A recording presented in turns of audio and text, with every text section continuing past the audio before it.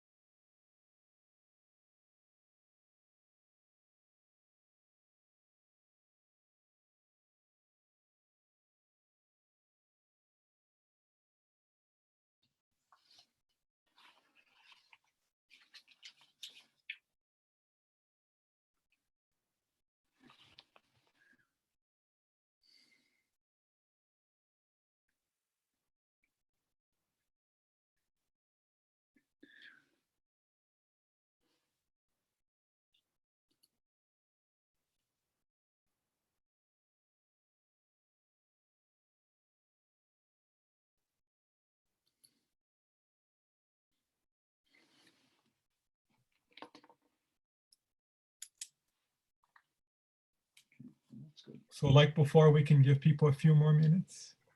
We still have 1 minute, but we'll give them a couple more minutes. The last lecture went over by maybe 5-ish minutes. So. Okay, that sounds good to me.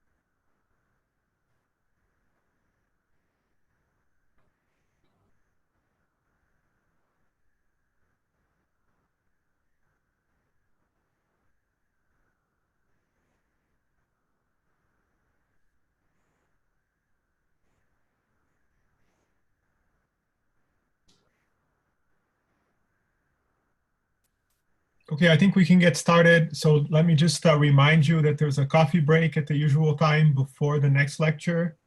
And as we talked about yesterday, there's an extra lecture today at 3:45 Tasi time, and there are no lectures at all tomorrow. We'll remind you of that again at 2 o'clock. So we'll let Tim take it away for his second lecture. Okay. Thanks for coming by again. And now we're going to go into the second lecture of this three-part series on dark matter indirect detection. So what did we talk about in the last lecture? We went over a few different things. We went over for evidence for dark matter from galactic rotation curves, from the structure of dwarf spheroidal galaxies. That also told us, as a bonus, where is the dark matter? So it gave us a good list of targets if we wanted to do an indirect detection search. What sort of targets we should be looking at, where should we be looking at, what are the profiles of the dark matter in our universe, and so what might be some of the most promising targets. The second thing we talked about is that in the case of WIMPs, this is potentially detectable. That is, the flux at the thermal annihilation cross-section is large enough that this is about what we say 1,000 times as bright as the luminosity of the sun, and that is something that we know with astrophysical instruments we could potentially detect. And the second thing that's been motivated both by my last lecture, but also some of the lectures by Martin, is that we're thinking about things at the GeV scale. The thermal WIMP miracle works at scales between, I'm not sure what exactly he said is the lower limit, a few GeV, up to 100 TeV or something like that. And in those scales, you expect to potentially see emission that can be observed. So we need to now think about the GeV sky. Because what we know, the last thing, right, is that if we have chi going to two standard model particles, maybe one and its antiparticle, if both of these things are GeV masses, or GeV scale masses, and they're not moving relativistically in the universe, so that most of their energy is just their rest mass, then these things are going to be GeV scale particles too. And maybe these particles are much lighter, but in that case, they're going to be relativistic in order to conserve energy. So what does the GeV sky look like? Well, the high energy astrophysics in the GeV sky, first I'm going to define for the rest of this lecture, is something that is on the order of around 100 MeV, so that's 0.1 GeV, up to about 100 TeV, so that is around 10 to the 5 GeV. I'm going to stop there because of unitarity at the high energies. Of course, gamma ray emission continues infinitely high. I'm going to stop here mostly for detector reasons that might become clear later. The high energy astrophysics of our universe is unique.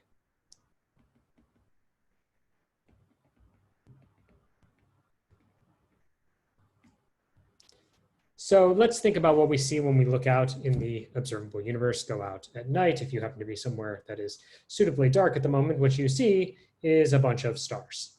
And then, you're biased, you see a few thousand stars that happen to be close to us. If you look out with a bigger telescope, you see a lot more stars. And so that is maybe what you think of as the dominant source of energy in our universe. And that's the dominant source of, radiation emission we might want to track. But sunlight, the surface of the sun has a temperature. Then that temperature is around 5,000 Kelvin. So it's a black body at the surface of the sun with that sort of temperature. And that means that the energy scale that we're thinking about is around 5,000 Kelvin times the Boltzmann constant, which is 8.6 times 10 to the minus 5 eV per Kelvin. So the energy scale is around 1 eV. So that's where, for almost any star, most of the light is emitted at those sorts of temperatures, low plasma temperatures. And they just, you can do the black body for something with a temperature of 5,000 Kelvin, ask how many GeV gamma rays are produced, and the answer is 0. If you don't believe me, do that exercise. So what does that look like when we're looking at maybe the GeV sky compared to the optical sky that we see every day? So what is the luminosity of the Milky Way optically? It's around 5 times 10 to the 43 ergs per second. Ergs is this weird astronomy unit, but the exact number doesn't matter. What is the gamma ray luminosity of the Milky Way? It is around 5 times 10 to the 38 ergs per second. So most astrophysical sources, most of the emission from the Milky Way is not at GeV energies. It's in the optical range, or maybe even in the far infrared range, which you can see with different telescopes, but which is not going to affect any of our dark matter observations here. Most astrophysical sources are not energetic enough.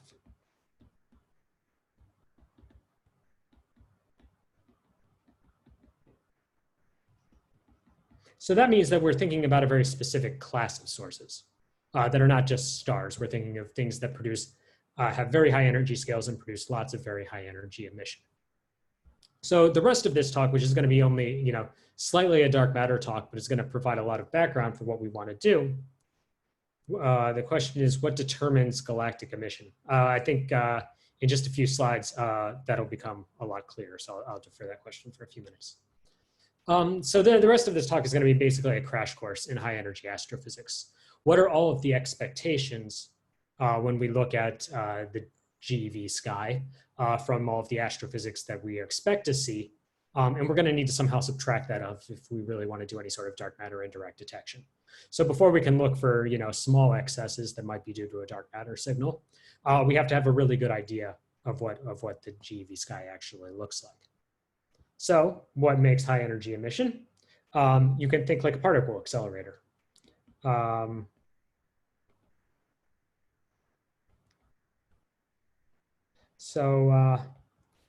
Basically, either we stole the idea from the universe or the universe stole the idea from us. But step one is that you use time variable magnetic fields.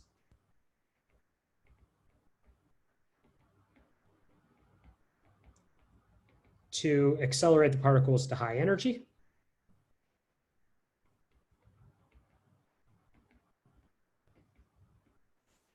Step two, those particles do something. And step three,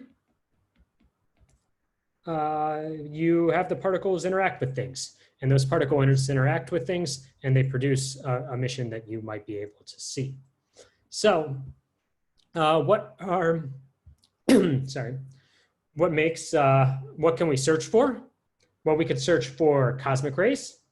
You can accelerate charged particles.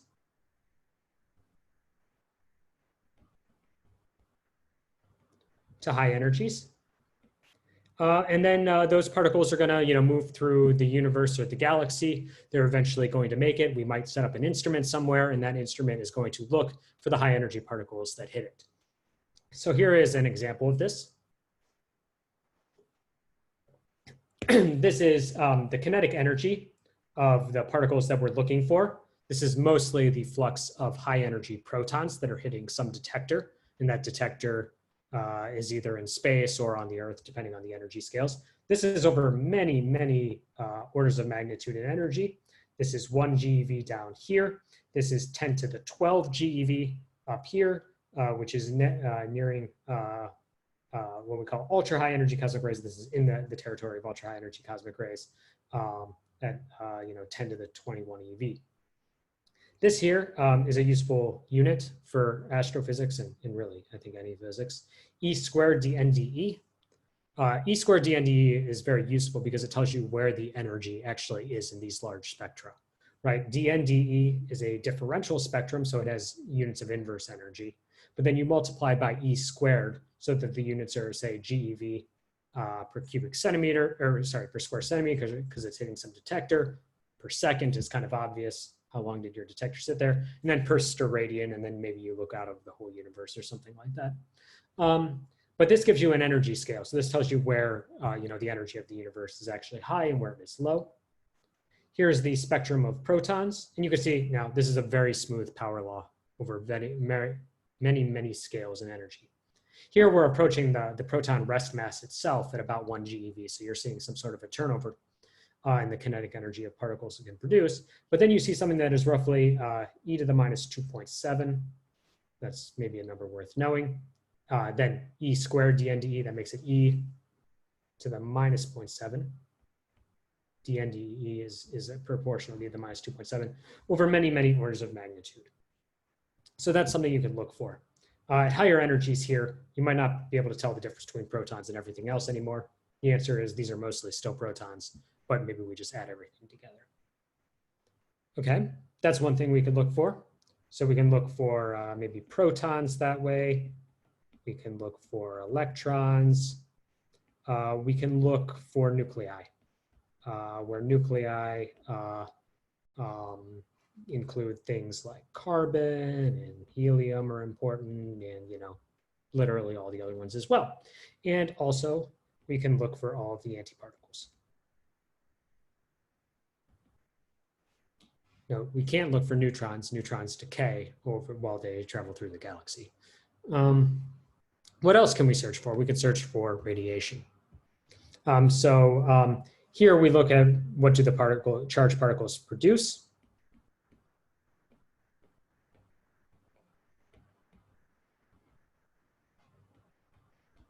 They might produce, for instance, gamma rays. They might produce radio emission. They might produce neutrinos, which would also travel directly to us in straight lines. Here are some spectra of gamma rays. Here again, e squared dNdE.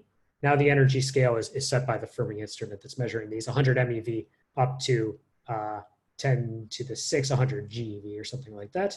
And then here is, this is the integrated gamma rays over the entire extragalactic space. So you just subtract off the Milky Way and look at everything else that's there.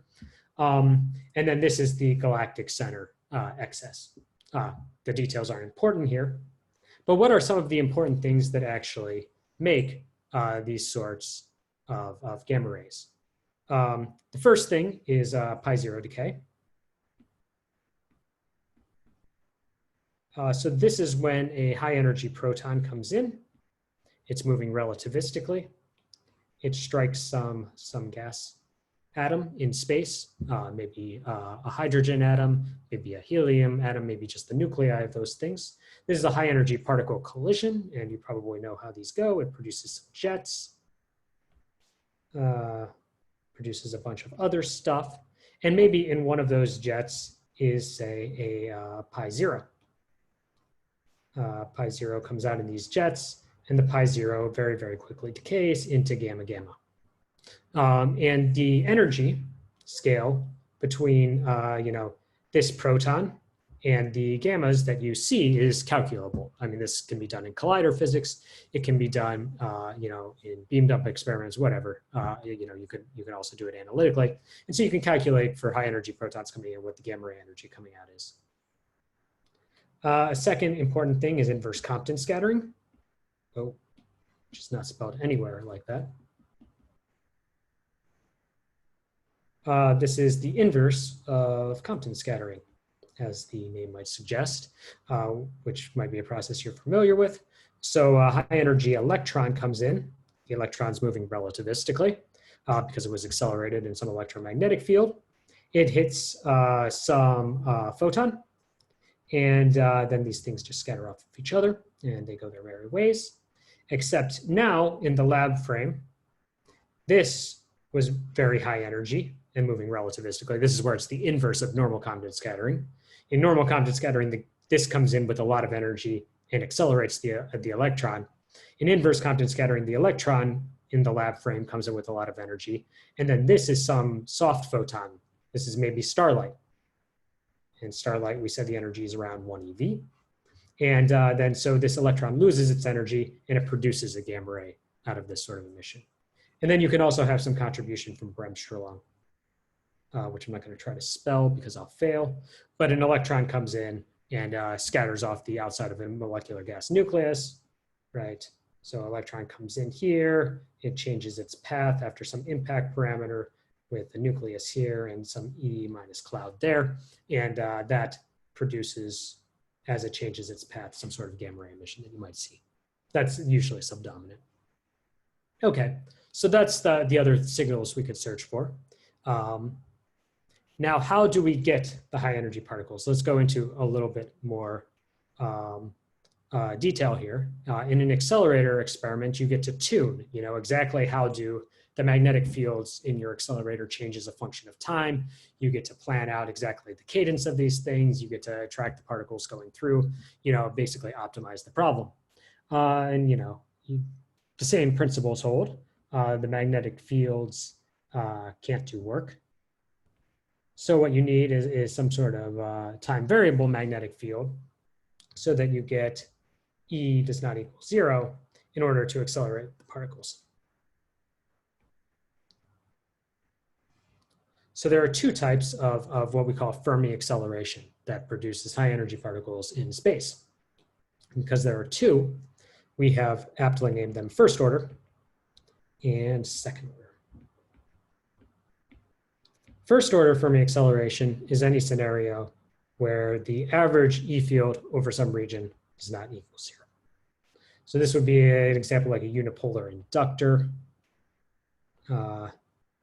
a shock front where maybe you're only considering what's happening exactly on the shock and there's some electromagnetic field moving out from some sort of explosion.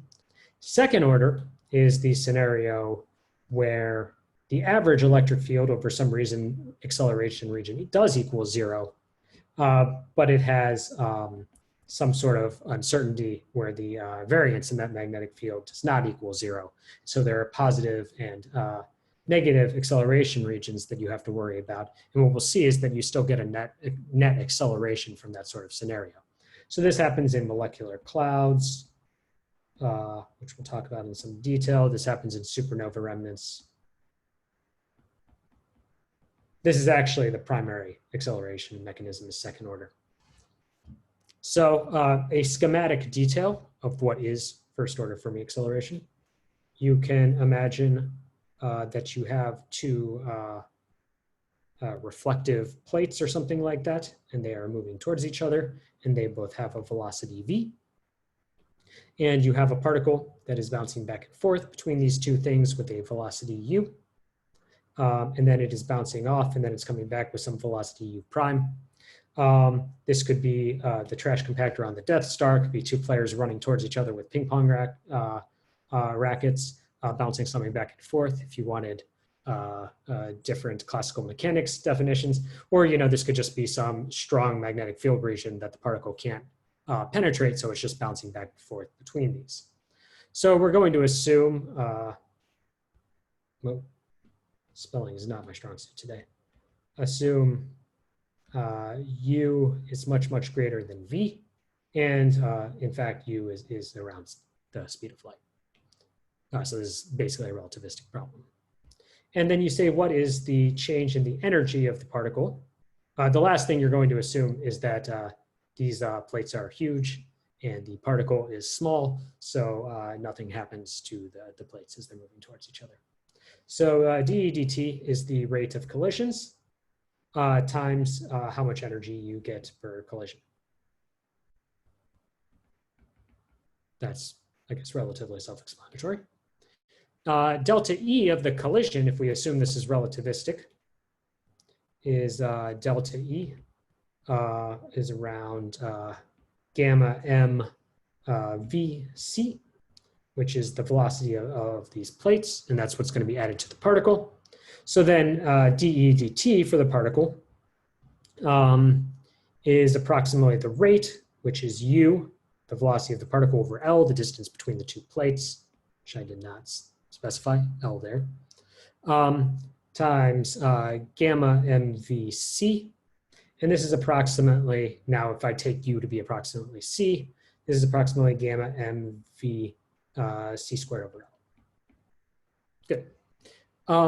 And what this tells you is dE dt, or sorry, gamma mc squared, where m is the particle, is equal to E, and then I have V here. So this is E times the velocity of the plates over L. V is the velocity of the two plates that are moving towards each other. So I guess one has positive V and one has minus V in this scenario. Or one has V and one has 0, I guess, and then you just change your reference frame. Okay, what's important about this, right, is that this is dE dt and it depends on E, right?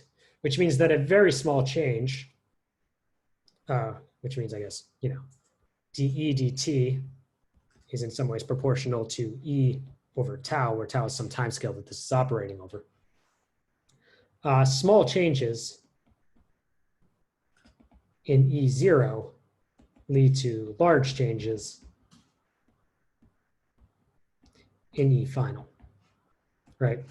So if I start with just a bunch of particles that are at very low energies and, you know, some distribution of thermal energies, or they actually have to be slightly above thermal, which is its own problem. I guess I think that was a response to the last question. Yes, gamma mc squared equals E, exactly. And V is the velocity of the plates. And then we assumed U is approximately C, which is how we got that extra factor of C in there. Good. So this is going to lead to some distribution that's relatively wide in the energies of the particles themselves. So I'm going to use a toy model here. The toy model comes from some nice lecture notes by Garrett Cotter. If you really want a detailed dive, I recommend the Long Air book, which is kind of the Bible of high energy astrophysics. There's also lecture notes you can find online from Pasquale Blasi. Those are quite detailed. Blasi goes through quite a bit, everything, and you will learn everything. He does assume that you have memorized Jackson as a precondition of learning anything from his notes. Anyway, so a toy model. So let's assume that there are some n crossings with e to the n plus 1 over e to the n equals beta, just some energy gain that I get every time I do a crossing. Note that is different than the dE dt equals e over tau. It turns out that that doesn't change the final answer for this very simple toy model that I'm making. In that case, E final is equal to E initial times beta to the n power, how many crossings there are. And also assume each crossing provides some chance of escape. So the particle might just bounce in the wrong direction. The person hitting the ball with the racket might miss, and then you're done. Escape chance given by n, an escape chance of p, 0 less than p less than 1. In that case, n final, the number of particles that are there at the end is equal to n0 p to the n. Take the log of both of these and set them equal to 0. So n final minus n initial, and then take the logarithm, and then do that for both sides. You can calculate that the ln of E final minus natural log E initial minus n natural log of beta equals 0 equals the natural log of n final minus the natural log of n0 minus n, the natural log of p. And then you can set these equal to each other and move some terms from one side to the other, move the final terms to one side, move the initial terms to one side, and you get the natural log of n final over n initial divided by the natural log of E final over E initial. So how many particles are there as a function of final energy at the end is equal to n over n, the number of crossings cancel, natural log of p over natural log of beta. And that leads to n over n0 equals E over E0 to the power of ln P over ln B. I'll just put parentheses there to make that even. And if you then take the differential form of this, instead of deriving it out by n zeros, you find that dn dE is proportional to some constant times E. You lose one power here, P over n beta minus 1. And it turns out that if you do the careful calculation, which is given in the long air book, which I'm not doing here, you can calculate that in first order Fermi acceleration, ln P over ln natural log B equals minus 1 as well. So this is going to be dn dE is proportional to e to the minus 2. And that is a standard result in high energy astrophysics.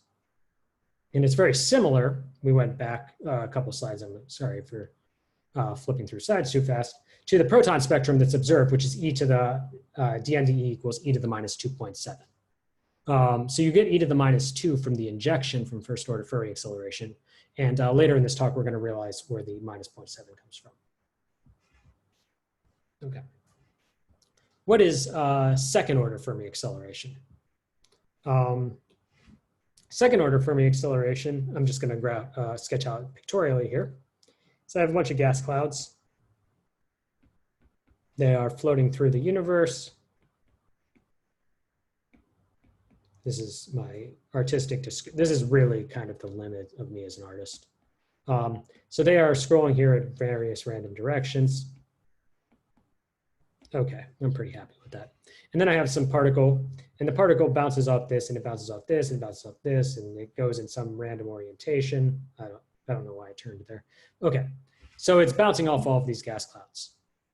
Sometimes it hits a cloud that was approaching it, and when it hits a cloud that was approaching it from the previous discussion, it gains energy, right? But it might also hit a cloud that's receding from it with some velocity, and in that case, it loses energy. The point of this story is, right, if I have a billion clouds and the clouds are moving in random directions, at the end, there are always more interactions with approaching clouds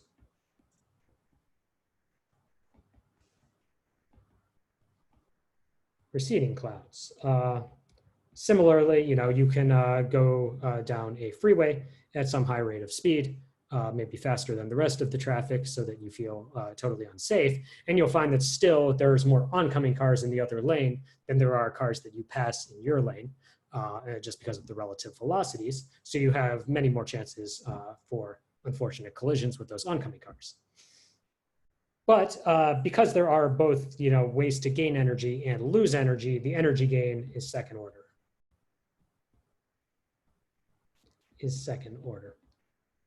Second order Fermi acceleration. The spectrum that you get out of this calculation, if you do it carefully, we're not going to do that here, is e to the minus 2-ish. And it depends on the configuration of the clouds and the bouncing conditions and things like that. And it's usually more effectively e to the minus 2.2 or something like that. So that gets us partway to our e to the minus 2.7. The last thing I wanted to talk about is pulsar magnetospheres. And there are two reasons I wanted to mention them in this lecture. The first is because they're the coolest thing, I think, in physics to just throw numbers into. The second thing is that this is becoming pulsars are becoming more and more an important part of study in doing dark matter indirect detection surveys. So what does a pulsar magnetosphere look like? And every number I'm about to list here is amazing. Sometimes stop and think about this again. So the magnetic field of a pulsar is around 10 to the 10 Tesla. So that means the energy density, right, in a pulsar is 20 orders of magnitude higher than, say, an MRI or something like that. The radius of a pulsar is around 10 kilometers. And inside that 10 kilometers, we have a mass that is about 1.4 times the mass of the sun. And so that is around 3 times 10 to the 30 kilograms. The fastest pulsars can spin with a period of about 1 millisecond. about 1.5 milliseconds actually, which means that I'm moving 10 to the 30 kilograms on the surface. It moves at 0.2 C, right? So this is taking like huge objects and moving them fast, which is cool. And so what does this do? How does this accelerate particles? Well, magnetic fields can't accelerate particles, but they're spinning rapidly. So this induces an electric field, which is omega, or spin, is a magnetic black hole, some sort of Fermi accelerator. Potentially, if you had a massive and spinning black hole, you could accelerate particles outside of the event horizon. Most black holes are thought to not be heavily charged. Like you can have charge on a black hole that's often thought of for in kind of conceptual studies, but they're not expected to have magnetic fields on this scale. This is because everything in here is a neutron, and electrons and protons collapse when it was spinning rapidly. That you get really strong electromagnetic fields at the surface. So the electric field is omega times R divided by C times the magnetic field strength. And so this gives you an electric field, which has a strength of 3 times 10 to the 5 volts per meter. And that's, again, a huge number. Think about that again at some point because it's cool. So what does that do? If I produce that sort of electric potential on the surface of this object, it just takes, I have neutrons that are electrons and protons stacked, and it just takes the electrons and pushes them off the surface. We call this like boiling electrons. Boils electrons off surface. And those electrons get accelerated along these field lines as the pulsar is spinning. If it's a closed field line, it comes back and nothing happens. But if it's open field, but you can also get open field lines. And the reason you get open field lines with a rapidly spinning pulsar is, this field line here would want to close, but eventually here, this thing is spinning so fast, right? It's spinning 0.2 C at the surface. Here it's spinning faster than the speed of light. And so you can't close that field line anymore. Like the particles in the magnetic field structure can't get back to where it's supposed to be in time. So they accelerate, there's a gap here where the closed field lines go to open field lines, and you can accelerate particles across that. And then vaguely what happens? So you have an electron, and that electron is being accelerated by this 3 times 10 to the 5 volt per meter electric field. And it hits, it interacts and produces synchrotron radiation. Why does it produce synchrotron radiation? Because it's in a 10 to the 10 Tesla magnetic field. So I have this high energy electron that's been accelerated and then produces synchrotron emission.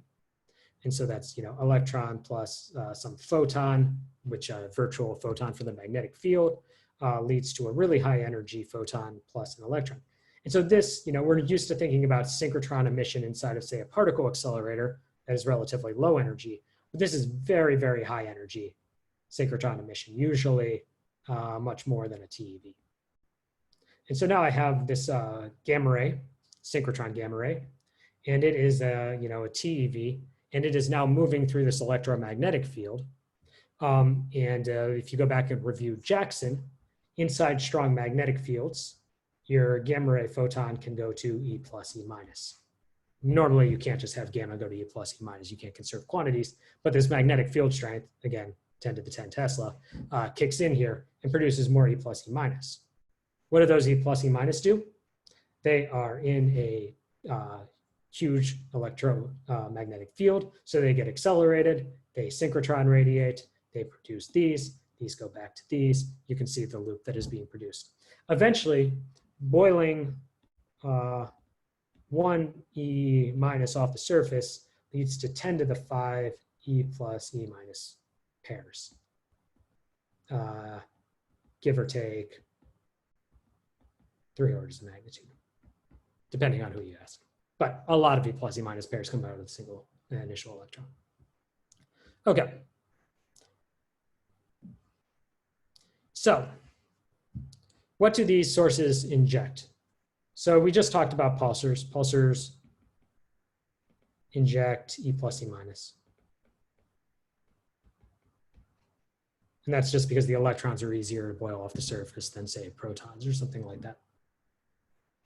The second thing is supernova, which are also cool.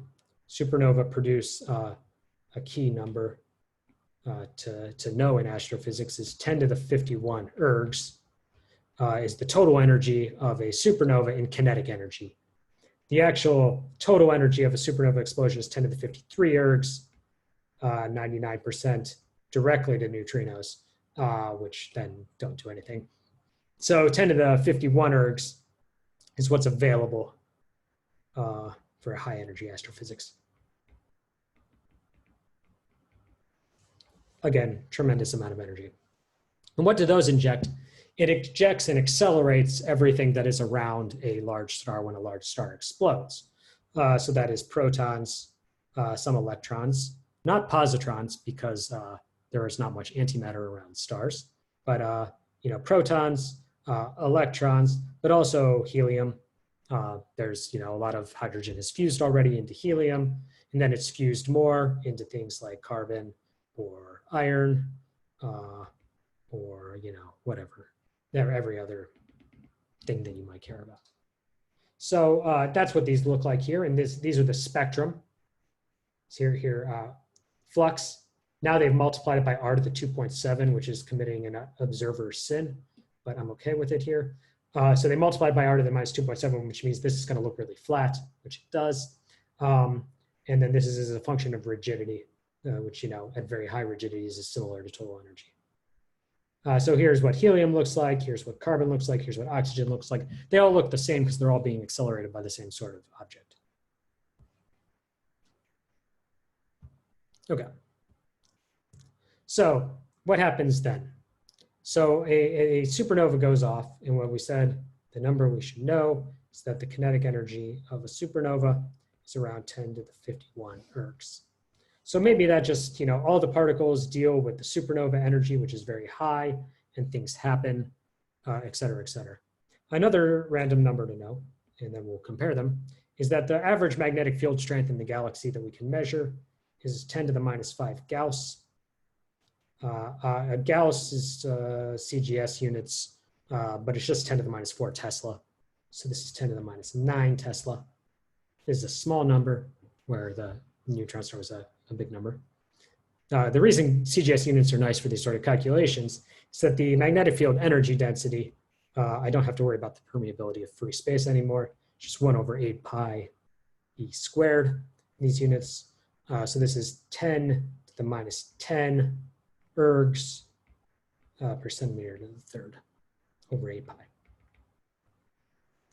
So how large of a region? So if this is the whole Milky Way has something like this over the whole Milky Way. How large of a region can this supernova influence if it has 10 to the 51 ergs to work with? So that's just some unit multiplication here. 3 times 10 to the minus 12 ergs. That's 10 to the minus 10 divided by 8 pi. 3 times 10 to the minus 12 ergs per centimeter cubed times some volume is equal to 10 to the 51 ergs. I'm not going to, take this out. The answer is that R, that gives you that volume, is 4 times 10 to the 20 centimeters, which is around 100 parsecs. So in a region, near, it's actually going to be smaller than 100 parsecs because the supernova does other things besides produce magnetic fields. But in some region that's around 100 parsecs or so, the supernova can be dominant. And then outside that region, backgrounds are dominant. We call it diffuse region, where many supernovae are contributing small amounts, but one single supernova is not producing or influencing what the particles do outside that region. So let's think about this real quick. We had our picture of the Milky Way here. We said this was 500 parsecs in height. We said this was 20,000 parsecs.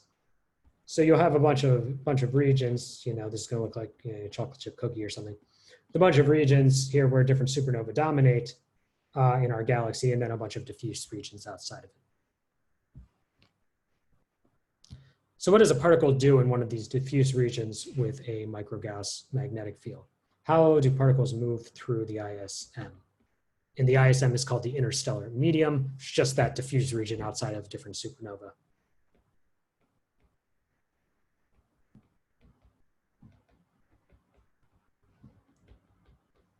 ISM, random interstellar medium. Okay. So what's the gyro radius of these particles? So you might know the gyro radius of particles from colliders or something like that. You know, it might have a number in mind for the LHC. It is mv over the charge of the particle magnetic field strength. This is 3.3 meters for an energy that is 1 GeV. Beta is velocity of the particle. Q is the charge of the particle, and the magnetic field strength is 1 Tesla. So 3.3 meters at these values. So what at about 10 microgauss or so, which is the average for the galaxy, which is, you know, around 10 to the minus 9 Tesla. Then our G is around 3 times 10 to the 11 centimeters times E over 1 GeV. So for a 1 GeV particle, it's around 10 to the 11 centimeters. That sounds big, but that is 10 to the minus 7 parsecs, which is very small compared to the 20,000 parsecs of the galaxy. And the moral of that story is that particles do not cross through magnetic field lines. Right, so you might have some story or some picture in your head of what these particles are doing, where, you know, our galaxy maybe just looks like this now, and there are some magnetic field lines coming out of our galaxy or something like this. And then the particles are, you know, just rotating here, and the velocity of the particles is maybe now c over 3 because they're relativistic, and everything just kind of, you know, gets pushed out of the plane of the galaxy very quickly. But that's not the right picture. Say no. The reason that's not the right picture is because these magnetic fields are extremely turbulent on every scale. And I'm not going to go into the weeds of this scenario. This was actually, so here is on the right of this is the turbulence scale, is the spatial wave number in inverse meters of the electron density distributions. So where electrons overdense and underdense in our galaxy. You can change that into the scales at which the magnetic field is turbulent and moving in different directions.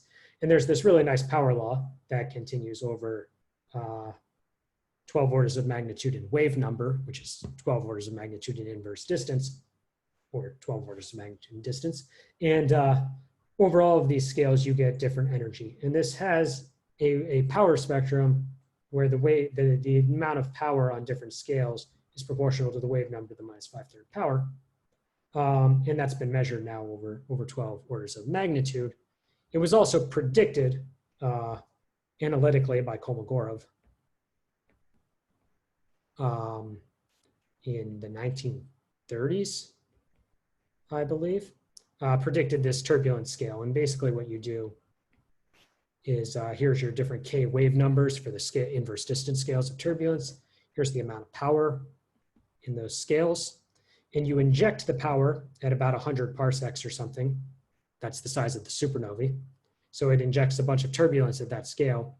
And then basically the turbulence cascades down until there are frictional terms down here between electrons that have very different densities on small scales that can now frictionally interact with each other.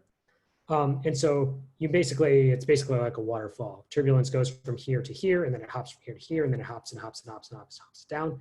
And each of these happens on the same time scale so that the power, you know, stays in steady state. And that's, you just solve that out and you get K to the minus 5/3. That's K. Details of that aren't important. What is important for our indirect detection studies. Did I skip a slide? Okay, I did not. Okay, so what's important for our indirect detection studies is that the scales influence the diffusion of particles. So we're going to have some diffusion of particles. They're going to move from magnetic fields moving one direction to the other direction. And you'll find that there's a resonance condition, again, not going into details, between the gyro radius of the particle and the amount of power that's on that scale. Particles are most affected by wave numbers that have the same scale length as their gyro radius.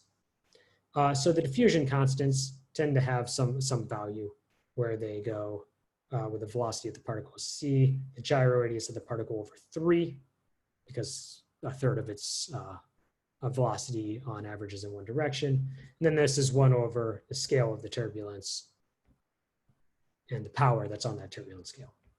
Not important, but you know, this is basically the background calculation you can analytically do. And that means that this is proportional to the gyro radius, and we already said Rg is proportional to energy of the particles. So that's the important part that's coming out of this calculation for our matter. The diffusion constant in some direction is proportional to e to the delta. And Kolmogorov, again, analytically calculated everything right in the 30s because he was impressive. And that means that delta is 1/3 in the case of what we call Kolmogorov turbulence.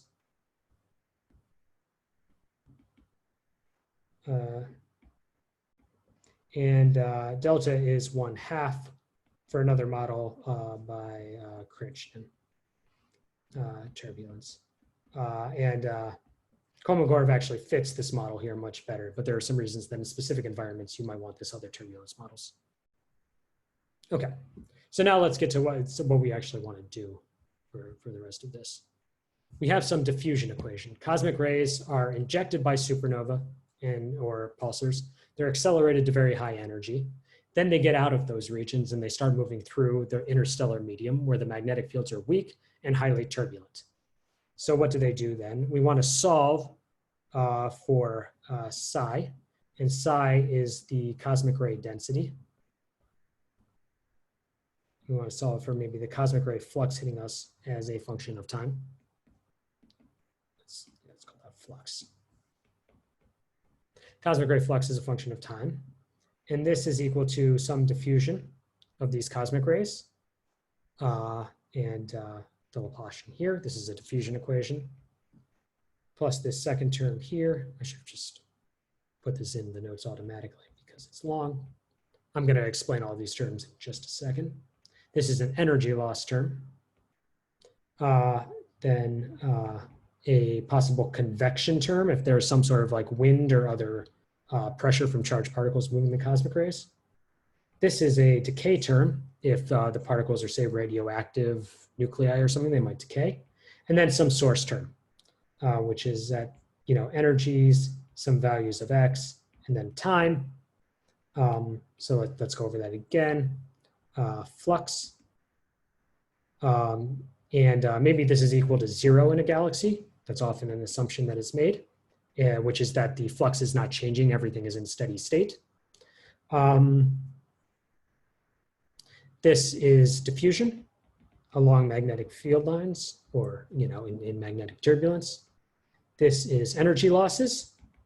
Energy losses might be because our protons are hitting gas and they're having pi-0 decays and then the proton's gone, it's lost its energy. Or it could be something like inverse Compton scattering, the electrons hit some starlight, or maybe the electrons synchrotron radiating inside the galactic magnetic fields, whatever, it's losing energy. This is some possible convection term. This is, for instance, if there's some wind pushing gas and things out of galaxies, like that. This is radioactive decay. And this is our source. And source, we said, could be supernova, could be pulsars, could be massive black holes, could be dark matter, maybe. Let's be optimistic. Okay, and then in real life, these things, you know, this is some long partial differential equation you have to solve. And so these are done numerically on a grid. And so, you know, you have some galaxy here. Now we talked about some disk here that was maybe 0.5 kiloparsecs. It turns out that diffusion is important over a larger height, like 4 kiloparsecs or something like that. So, you know, if something goes above the plane of where the stars are, it can sometimes get knocked back down by magnetic fields. So you have to set your boundary condition to be a little bit higher. This is the center of the galaxy. This is the position of the sun, galactic center, sun. And then this, we usually simulate, you know, 20 kiloparsecs or something out here. And these are done by different numerical codes, which you can find on the web here and solve and, you know, put them in, install them on a computer, run them for a while. And then you solve out this steady state, usually, assumption of what the cosmic ray density looks like at Earth. So how long do cosmic rays diffuse in our galaxy?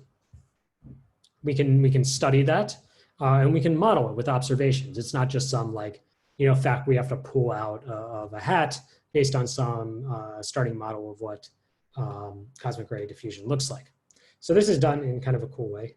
So you look at the ratios of different particles that might decay or something like that. Beryllium is not produced in supernova because it's on the fusion chain, it goes really quickly to carbon, which is more stable. So you can look at beryllium-10 and beryllium-9. In the way that you produce it then, if it's not produced in supernova, is it's the spallation of carbon. Carbon is carbon cosmic rays hit gas, and gas is just a proton, and it goes and you know, spallates off some nucleons and produces beryllium plus some other junk. And when you do this, which you can do in a lab, you get 85% beryllium-10 and 15% beryllium-9. But beryllium-9 is stable.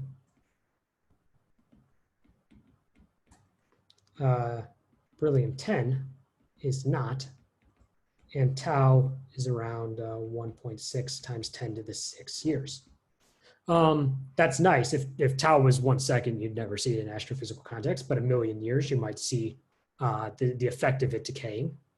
So we want to see the ratio, you know, somewhere these beryllium atoms are made, somewhere on an average position in our galaxy, and then they diffuse through the magnetic fields to us. And so we want to calculate the ratio. See up here, at really high energies where things diffuse very quickly, the ratio is still like 80%. But down here, the beryllium-10/9 ratio is down like 30%. And that's because these cosmic rays are moving slower.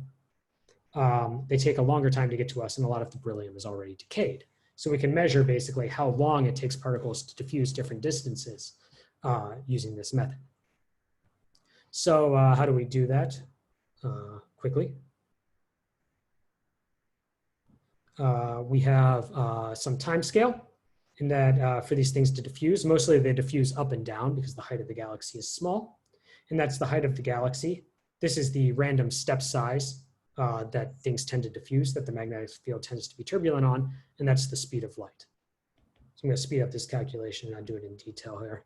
But this is 10 to the 22 centimeters is the height. X-axis is rigidity, which is basically equivalent to, you know, it's the extra charge over mass, or sorry, energy over charge of the particle, basically. And so at very high rigidity, it's equal to the energy of the particle, but when the particle becomes non-relativistic, there's some correction factors, or becomes like mildly relativistic. So if the height of our diffusion is around 4 kiloparsecs or something like that, that's 10 to the 22 centimeters. This is delta. Speed of light is 3 times 10 to the 10 centimeters per second. And you can calculate out from solving this that delta, the step size to get you out of here in a time frame. And the time frame, right, is that we need to go from 85% beryllium-10 to 30% beryllium-10, which is 4 decay time periods, or about 3.6 decay time periods. So time here is 5 times 10 to the 6 years. That means that delta is around 2 times 10 to the 19 centimeters, which is around 10 parsecs. So the average scale at which the particles move before they bounce in another random direction and interact with the turbulence is around 10 parsecs or so. That means the diffusion constant, which is LC over 6. 6 just comes from this as being in 3 dimensions, is equal to 10 to the 29 centimeters squared per second. That's another random number to know. The better number that you get if you do everything very carefully is 3 times 10 to the 28 centimeters squared per second. And this is a rigidity dependent, remember, e to the delta. And this is defined at 1 GeV. How do we know that the time scale? We know that the time scale is 5 times 10 to the 6 years because we here started at 85% beryllium-10. The beryllium-9 stayed constant, but the beryllium-10 started radioactive decaying. And so we went from a ratio of 6, 10 BE to 1, 9 BE to a ratio of 1, 10 BE to 2, 9 BE. And so that is 4, or I think 3.6 exponential decays or half-lives of this. So 3.6 half-lives times 1.6 times 10 to the 6 is that number. Okay, these things also lose energy while they propagate. That is the observed, this is observed. Oh yeah, so I don't have the right, oh, actually it's on this plot, right? So there are different assumptions of what the height of the halo is, and they give you different predictions for the beryllium-10 to 9 ratio at the same diffusion constant. So in a real scenario, you're fitting the halo height and the diffusion constant at the same time. If you increase the halo height, you'll increase the diffusion constant that you need to get the model to work correctly. There are more observables than just this. There's also a boron to carbon ratio that works in a slightly different way. There's antiproton production. There's helium spectra, other things that you can use. GV is gigavolts, which is, yeah, a potential. So that's the units of rigidity. Why don't we care about radial diffusion? Good question. This is 20 kiloparsecs here and 4 kiloparsecs here. So if all of these things are moving in random directions, then a lot more things are going to leak out of the top of our diffusion box than they are going to leak out of the sides. In detail, you know, if you had a numerical code, you'd want to deal with both of them in detail. But, you know, if you want to do the simplest thing here in one dimension, just deal with the height because it's smaller.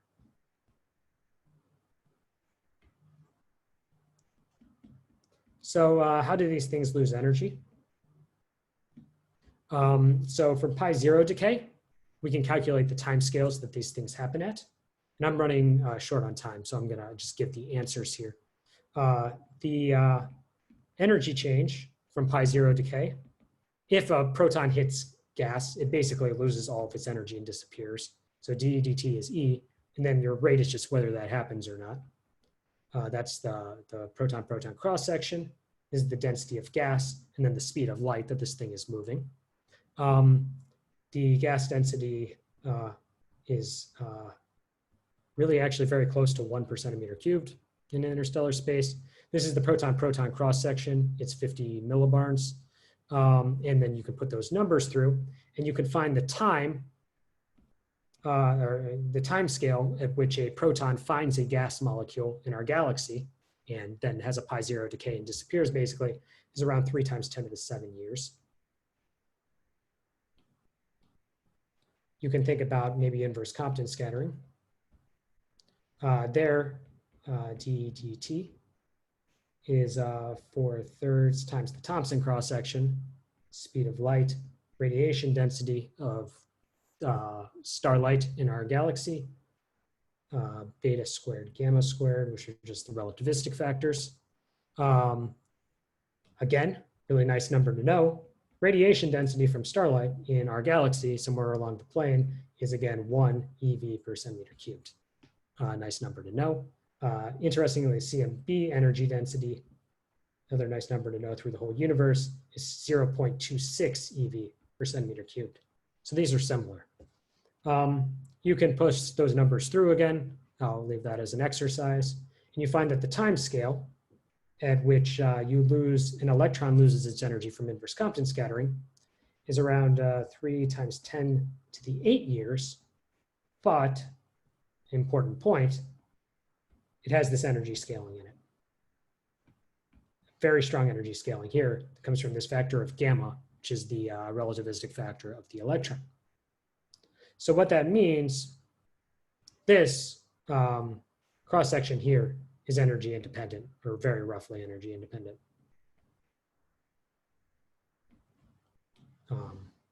It has a very weak energy dependence. So low energy protons stick around, on similar timescales as low energy electrons, but high energy electrons die off very fast, and that's important for a lot of dark matter searches. Here is all of these timescales.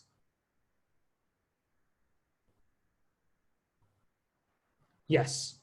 So if you thought that the question is, and it's a good question, we want to find the diffusion of the particles to Earth. So why do we want to care about whether they leak out of the galaxy?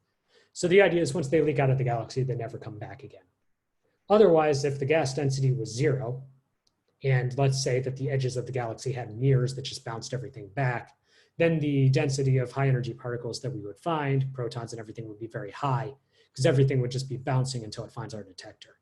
And so you would have the whole age of the universe is, supernova. All the supernovae that went off in this galaxy over all of the history of the universe would still be in the galaxy, and the rate would be much higher in things that make it to Earth. So eventually, yes, you use all of these codes and you solve them for the flux as a function of time at Earth. Okay. Here is, if people have been tracking me on the archive, they know that more than any other paper that I've ever looked at in my life is this paper called Wild at Heart, The Astrophysics of the Galactic Center by Crocker et al. And the reason is, and it's a lesson for writing papers, they have this very nice table of every single time scale that's important. It's in nice units and it's easy to memorize, or it's not easy to memorize, which is why I look at it about every other day, but it's very easy to use as a reference. The only time scale that matters for protons and energy losses is this pion decay, proton-proton interaction. Here they're quoting a gas density of 120 centimeters because they're talking about the center of the galaxy. Multiply it by 120 if you want to get something closer to us, or the time scale by 100. Then electrons have all of these different energy losses that matter. At low energy, the electrons can ionize gas and lose energy that way. At medium energies, you can have Bremsstrahlung interactions. And at very high energies, I said the synchrotron and inverse Compton scattering, which both have this energy scaling that's very strong, matter quite a bit. So let's see. And this depends on the gas density here. This depends on the gas density. And then this depends on the magnetic field strength for synchrotron. And then this, they didn't bother to write out the flux of the ISRF is, I forget what number they put in here, over 1 eV or something like that. It's the one fault of this plot. Okay. That means that we can be in different regimes. Some cosmic rays are going to cool very effectively, and this is going to get to the point of why we care about all of this at the end. So I know we've kind of gone on kind of a garden path here, where we're going to get to exactly what do we expect from astrophysics and why is dark matter going to be different here, and we're going to do it all in the next 10 or 15 minutes. So we can be in a diffusive regime where the particles aren't losing energy, they're born and then they just escape from the galaxy. Or we can be in a cooling regime. The particles don't escape from the galaxy, they cool and lose all their energy before they make it to Earth. And those are going to give us different spectra that we care about. So in general, if I want dN dE for some particle is equal to some source term, and then some term for how long these particles stick around, right? Which is the same as saying what we said before. Particles that stick around a lot longer, you're going to have a lot larger flux, even for the same source. If you have diffusion out of the galaxy being the reason that you lose your particles, then that time scale is proportional to the halo height you're escaping out of over that diffusion constant, that step size. And what we said, this is just some constant. So this is equal to constant. And dE has some proportionality of e to the minus delta. The diffusion constant is e to the plus delta. right? High energy particles have bigger gyro radii, so they move more effectively through the galaxy, which means this time scale is proportional to e to the minus delta, which means I need to soften by some number. So the average particles that are getting to me, dn dE, is proportional to e to the minus 2 from first order Fermi acceleration, or maybe 2.2 from second order Fermi acceleration, minus delta, where delta is maybe 0.3 for Kolmogorov, 0.5 for Kratchian, and you get something when you do all this correctly of around e to the minus 2.7. And that is the spectrum of cosmic rays we actually observe for protons. That tells us that protons diffuse out of galaxies.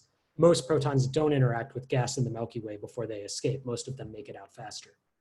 And we know that because of the spectrum. Cooling regime is slightly more complex here because you have to worry. It's actually the question that was just asked. You need the particles to not cool all the way that they disappear, but before they diffuse to us. So the faster the diffusion, the harder the spectrum for the same cooling rate. So the time that you get, if you do the calculation, which I'm not going to do here, is that it goes as the energy loss time scale divided by the diffusion constant times the energy loss time scale, the square root of these two things.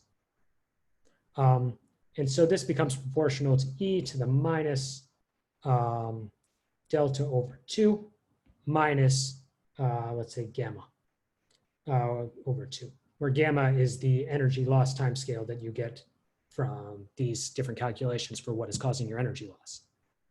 So for electrons,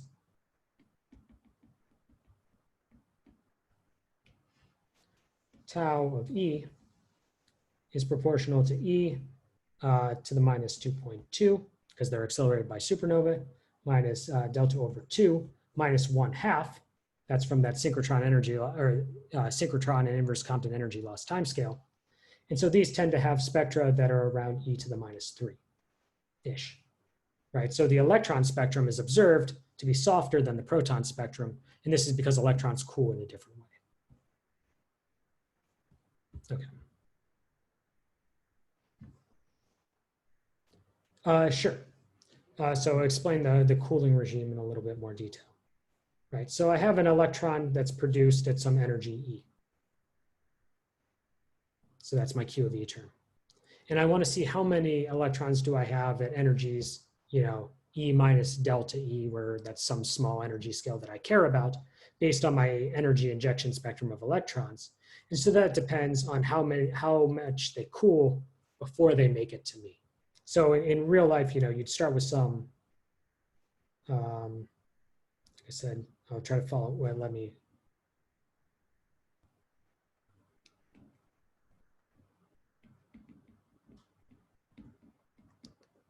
E is a function of E. You'd start with some injection that looks like this. But these things cool fast. These things cool slow. So in a cooling dominated regime, some of these things have come over this direction. These things are basically stuck around. So you'll get now some other spectrum that looks like maybe e to the minus 3.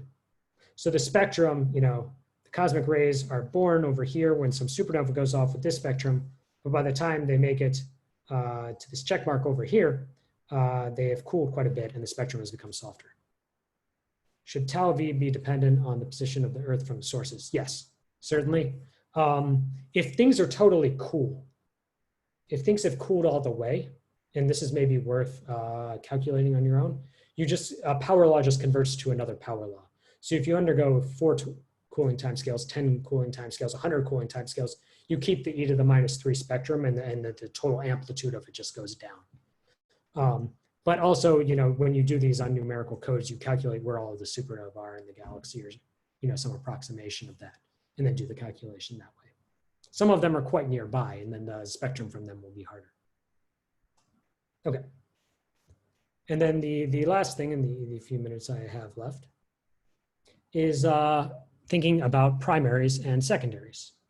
Primaries are produced by the sources. So these are the protons, the electrons, the helium atoms, etc.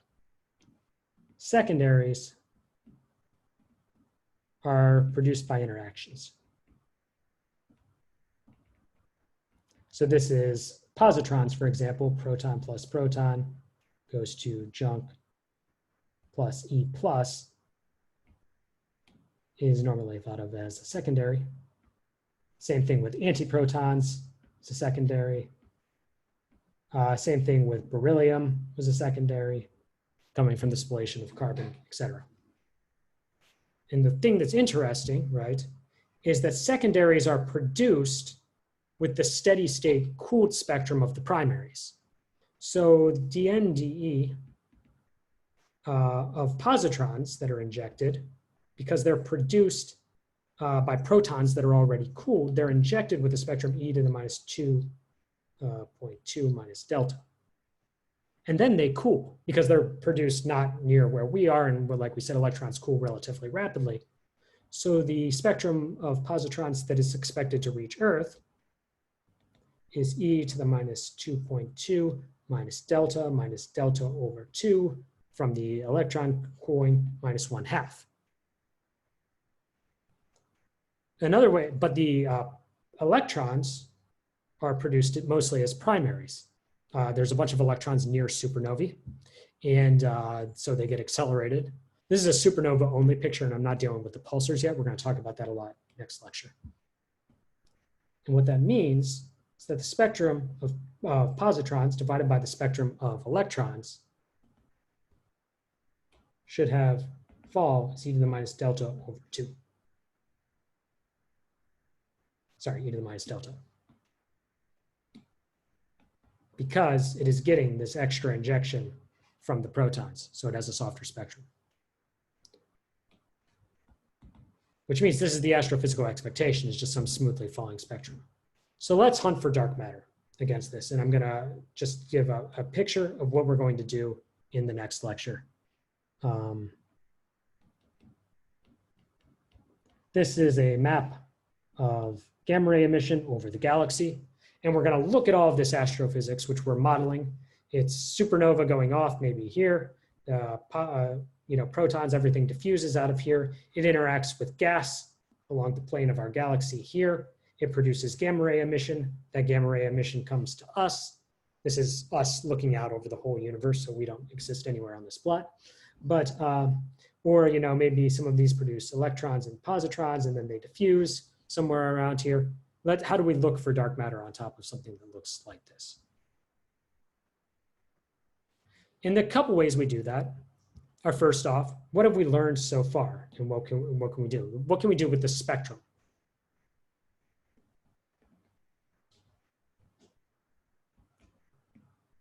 What did we learn? We learned the backgrounds are power laws.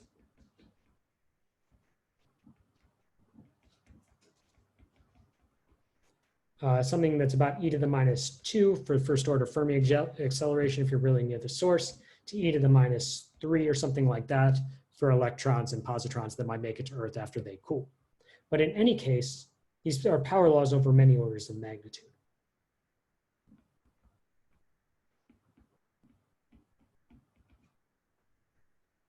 Dark matter, on the other hand, is not a power law over many orders of magnitude. We know that dark matter is non-relativistic, and mass of chi in our WIMP models is around 100. Let's just say around 100 GeV, give or take some orders of magnitude. So we can look for spectral bumps.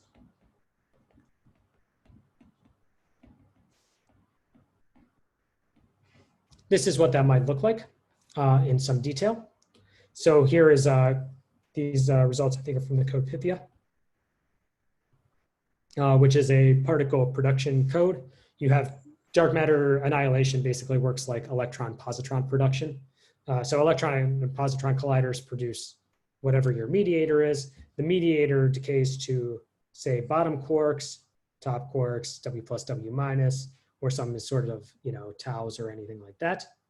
And then you just let those hadronize or do whatever they do. let's explain this plot in a little detail. This is x, E divided by the mass of the dark matter particle. So if the dark matter particle gets a factor of 2 higher, this energy scale just goes up by a factor of 2. Then this is E squared dN dE. So what you see is this bumpy non-power law structure in E squared dN dE. Remember, astrophysics on these units should be doing like e to the minus 2.7 or something like smoothly like this, right? So most of the power for dark matter comes out in protons at about 1/10 of the dark matter mass. What about gamma rays? And now we can look at different final states again, depending on what the dark matter interacts with. That's what you get to do as a model builder. Again, the power comes out here, let's say between, I usually think of it as about 1/20th of the dark matter mass. And again, the spectrum should be something that looks kind of like that. So we're going to look for bumps over that. That's the first thing we're going to do. Second thing we're going to do is angular separation. What do we know? We know astrophysics is bright. Supernova are big, bright things. The power of pulsars we learned was extraordinarily high. It's bright where the supernova pulsars are. It's bright where the gas is dense, because that's where you have pi zero decay, which is the brightest part of that signal. And it's bright where starlight is bright. We might want to avoid those regions. Dark matter is spherically symmetric. So look where dm over astro is high. I don't know why is high is in the denominator. Okay. And so the very last calculation I'm going to do today, and so I'm going to keep everyone here just about 5 more minutes, and I apologize for that. But if you want to leave, you can leave. No one will notice. So the J factor is the astrophysical part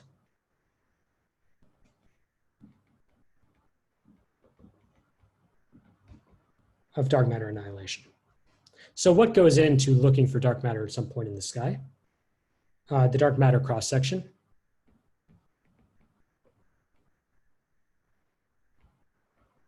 The number of particles of the standard model particles you're looking for as a function of energy, and the number density of dark matter squared, which is rho squared. So you can separate this out and say that the flux of some standard model particle you're looking for from dark matter annihilation is equal to 1 over 4 pi, and it's just a radian measurement that comes along, sigma v over 2 times the dark matter mass. Remember, this is because 2 dark matter particles are needed to annihilate.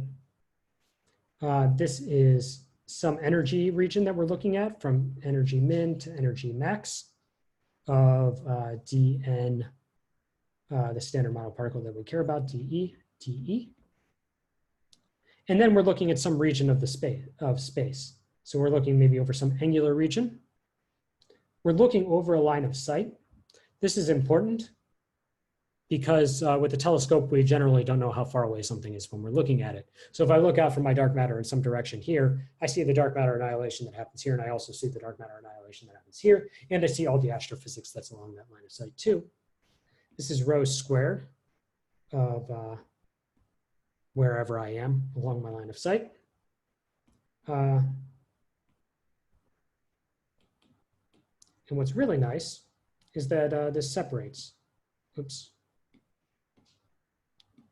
Stuff from here to here is particle physics. And there's no astrophysics there.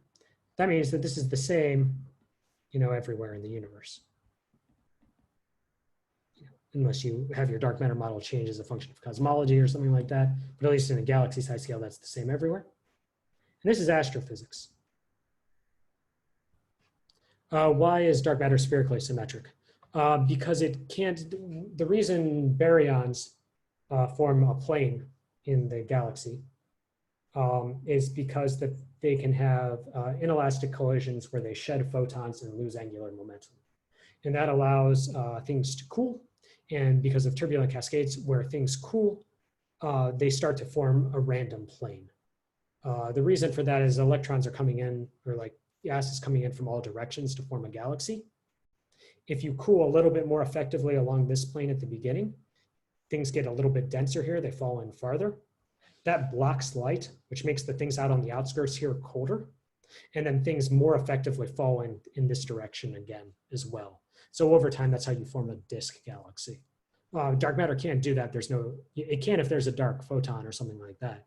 But in general, you can't do that. And so you form spherically symmetric profiles. So this is all astrophysics. And it doesn't depend on the dark matter model. So in general, you could go out and just do gravitational studies of where dark matter is, look at dwarf galaxies or something like that, and you could calculate all this stuff and then apply it to, some particle physics model you want to deal with.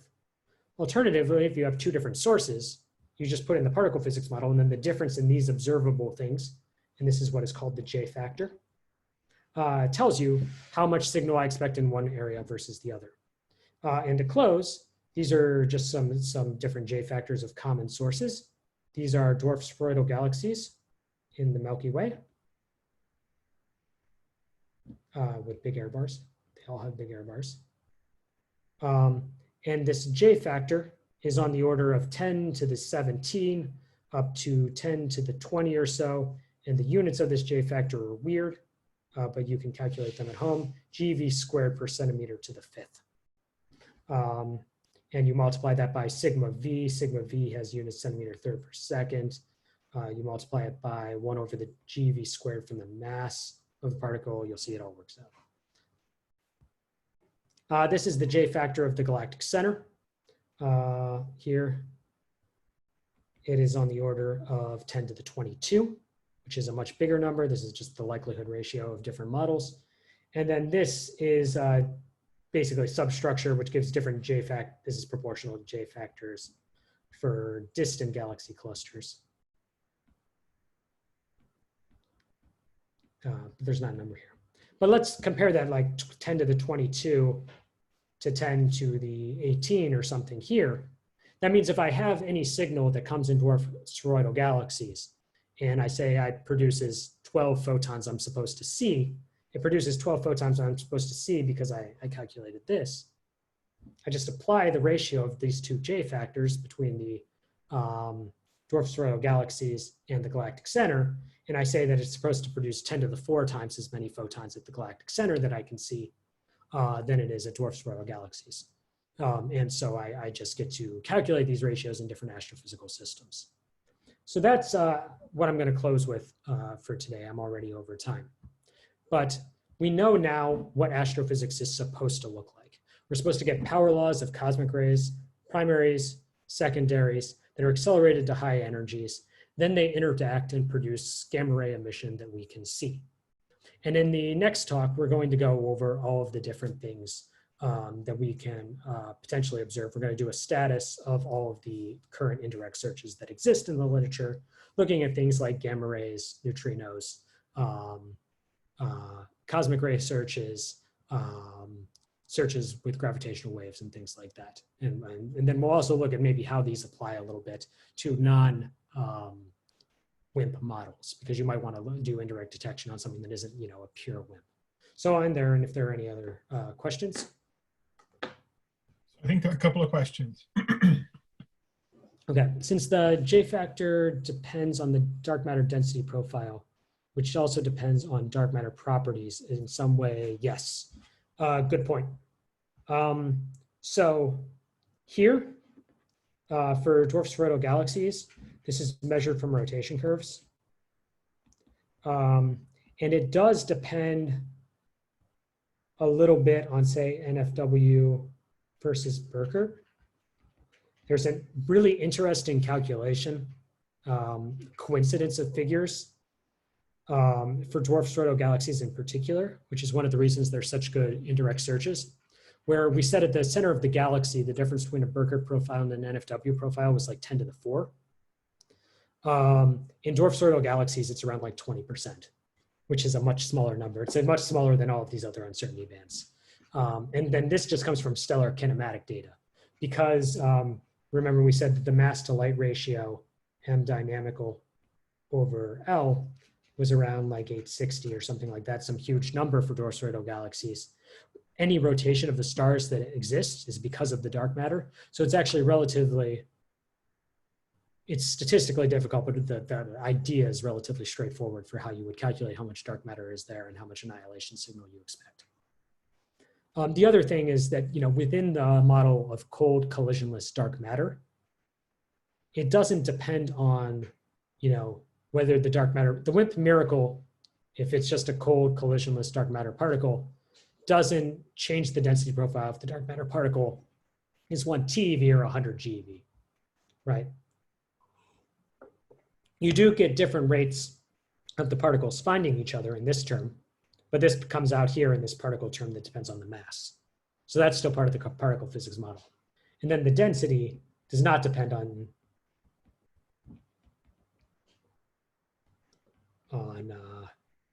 M chi. Okay. What is the basic principle which tells the energy spectrum for cosmic rays, tells whether the energy spectrum for cosmic rays is a power law or not? What makes the background spectrum be a power law for all of the different types of sources? Yeah, so that comes from this calculation of Fermi acceleration that, sorry to make everybody dizzy by floating through 40 slides here. There's probably too many slides. This comes from this part of Fermi acceleration, basically.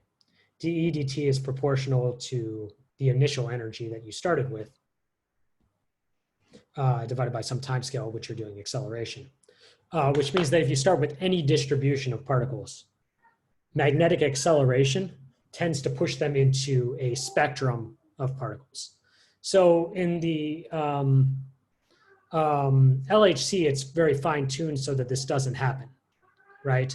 So what you have is that every particle stays in the LHC ring for exactly the same amount of time, and it starts from some injector ring with almost exactly the same energy, so that the spectrum you get out of the particles is as much of a delta function as you can make. On the other hand, if you're losing particles, they're staying, these mirrors are changing over a function of time, how far along they are away. Some particles are escaping, some are bouncing back and forth 1 million times, some 5 million times, and they're all starting with slightly different energies. Then what you get out is a power law spectrum. And so that's a relatively, nature loves power laws, and once you produce power laws, it is relatively hard to break power laws. So lots of high energy astrophysics produces power laws over long energy scales. Anything else? I know we're quite a bit over time now, so. I think we should thank Tim again virtually, as we've been doing. And we have the longer break now. The next lecture is at 2 at Tassi time, and then we have the coffee break half an hour before. And I want to remind everybody, and I'll do that many times, that there is a lecture after the next lecture, so keep that in mind. And we don't have any lectures tomorrow. All right, so I'll see everybody later. Thanks, Tim. Thank you. I'll quickly answer the next question that came up, which is the e to the -2 scaling from first order Fermi? Yes, it's explicitly true for first order Fermi, and it's approximately true for second order Fermi as well. Where do I find a derivation for the equation with the J factor? The place that I go to find it is the thesis from Alex Sturlick-Wagner, who calculates this and describes it in some detail. Thesis. He has a really nice explanation of that, and that's usually my reference. Okay, thanks everybody. I will see you again on Friday.